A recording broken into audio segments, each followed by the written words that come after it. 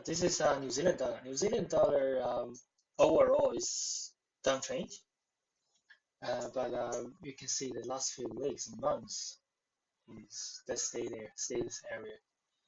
Long daily chart.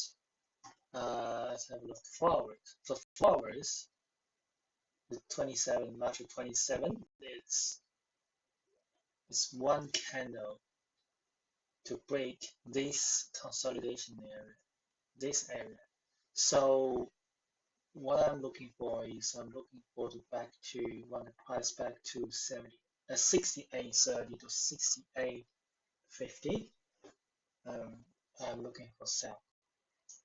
So next week we wait the price coming back to 68.30 to 68.50. Then we sell it. Considering the US dollar is really going to go to upside, the USD dollar, sorry, US dollar, and I think so the New Zealand dollar was going down from around this point. So you can set